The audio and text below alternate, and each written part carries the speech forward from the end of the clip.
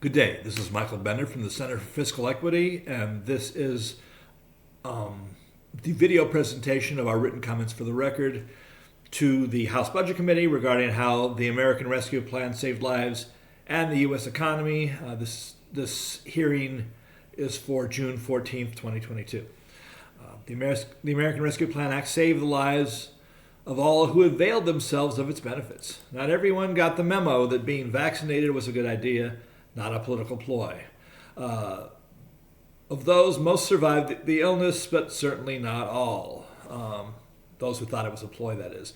Omicron is still debilitating for those who have never been exposed to or vaccinated against SARS-CoV-2.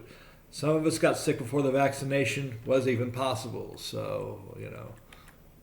and most of us survived.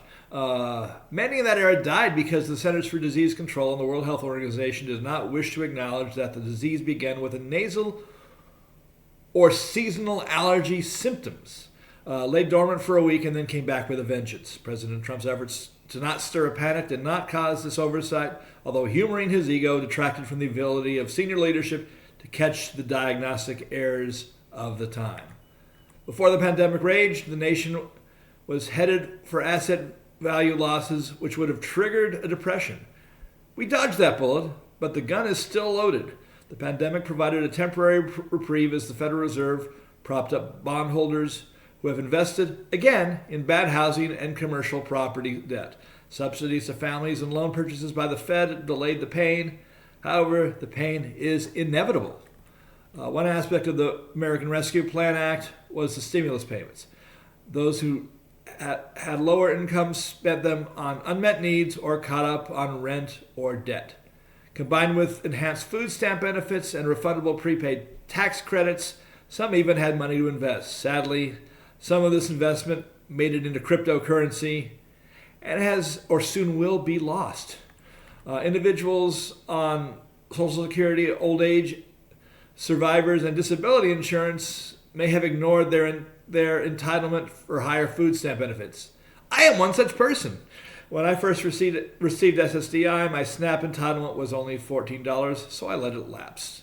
I did not reapply when the $250 monthly benefit was introduced. Sadly, I'm not alone. Social Security could have done a better job of informing beneficiaries that this option was available. It should have been a notice. Many of us have gone hungry. The annual cost of living adjustments has been less than adequate. In this environment, it should have been the COLA should have been semi-annual, especially if the additional $250 per month in SNAP benefits are allowed to expire. Let me say that again.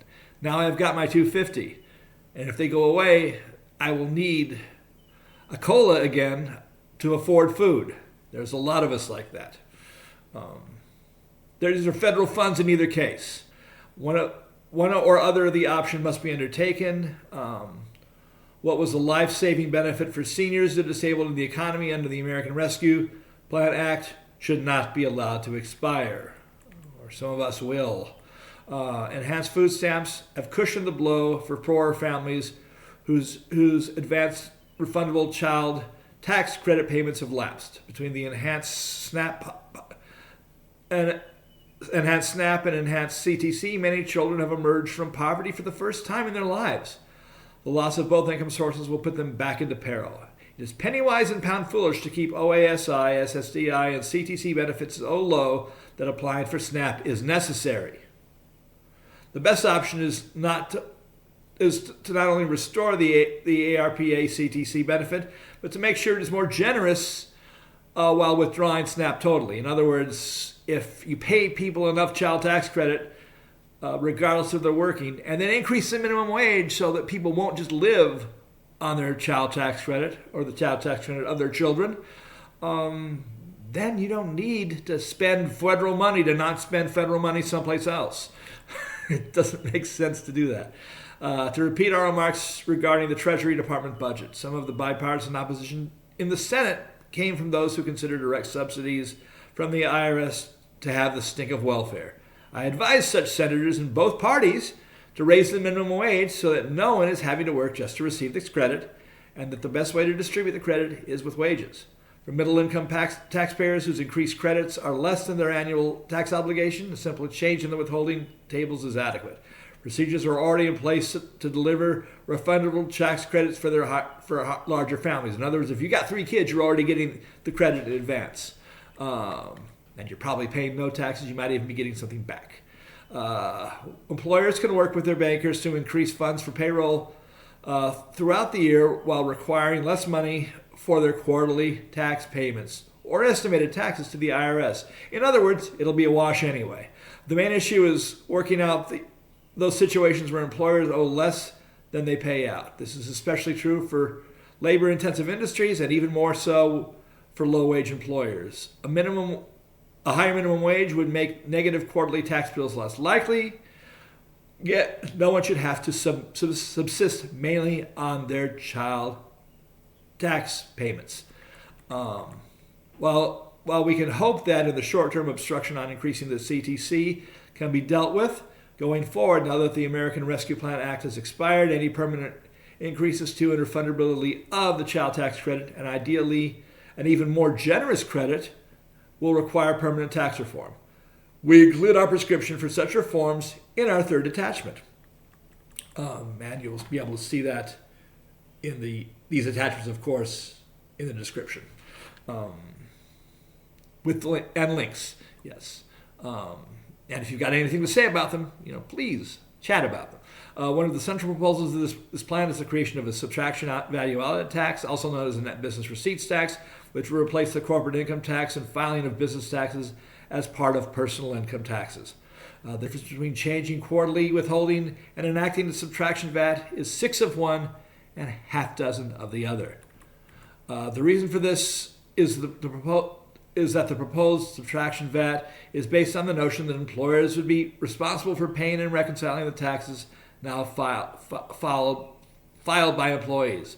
This would add little additional burden to employers, especially the self-employed, but end the burden of filing taxes for all but the highest salaried employees. In other words, the same money is collected, and the same subsidies are granted later, and sometimes withholding is changed. Oftentimes it's changed.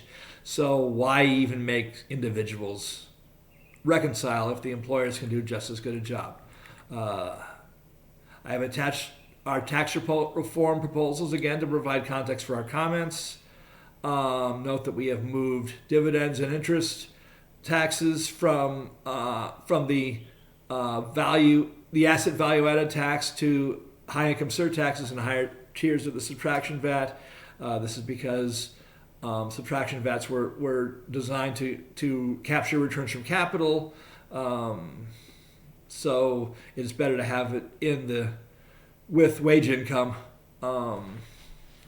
because especially for higher tier wage income, rather than doing so through the asset tax. It's consistent. If you're going to tax high income one way, then you should also tax higher dividends the same way as well, rather than going toward the other regime of having a flat asset value added tax, which still exists in our proposal, but just not for dividends and interest in our revised proposal. Thank you again for your time. Again, the usual information is in the chat. The usual links are in the chat.